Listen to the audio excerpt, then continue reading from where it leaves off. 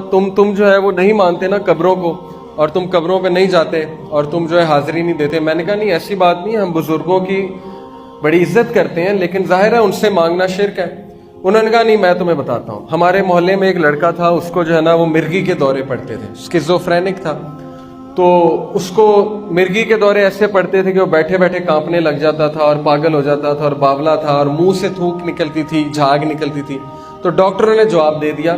تو ایک پیر صاحب نے کہا کہ آپ اس کو نا فلانی قبر پہ لے جائیں اور وہاں لے جا کے نا یہ جھاڑو دے بابا جی کی قبر پہ، اور صفائی کرے اور وہاں جا کے دعا مانگے تو یہ بالکل ٹھیک ہو جائے گا۔ تو انہوں نے کہا تم مانتے نہیں۔ وہ وہاں پہ گیا، اس نے جھاڑو دی، اس نے جو ہے دعا کی، وہ ٹھیک ہو گیا۔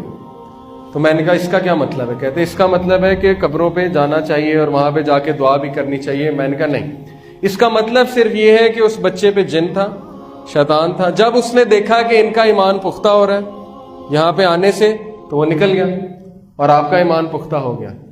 ایسی بات ہے نا۔ میں آپ کو ایک اور دلیل دیتا ہوں۔ دیکھیں، نصارہ جو ہیں، کرسچن جو ہیں، آپ نے اکثر دیکھا ہوگا کسی ڈاکیومنٹری میں کہ وہ بھی تو جن نکالتے ہیں نا، جنہیں ایگزورسسٹ کہتے ہیں۔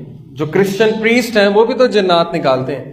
تو وہ جب جن کو کہتا ہے کہ عیسیٰ کے نام پہ، عیسیٰ مسیح کے نام پہ اور مریم جو ہے ان کے نام پہ علیہ السلام، ان کے نام پہ نکل جا، یعنی وہ خدا مانتے ہیں نا عیسیٰ کو اور مریم علیہ السلام، تو وہ واقعی نکل جاتا ہے۔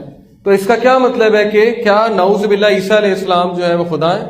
کیا اس کا یہ مطلب ہے مریم علیہ السلام جو ہے نعوذ باللہ وہ خدا ہے؟ نہیں، بلکہ جب شیطان دیکھتا ہے کہ اس کا شرک پختہ ہو رہا ہے، اس کا کام ہی کیا ہے؟ اس کا کام ہی یہ کہ انسان سے شرک کروانا۔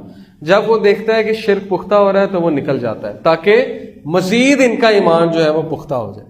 تو اتنے خطرناک حد تک یہ جاتے ہیں، اور اس طرح سے لوگوں کے عقائد خراب کرتے ہیں کہ آپ سوچ بھی نہیں سکتے۔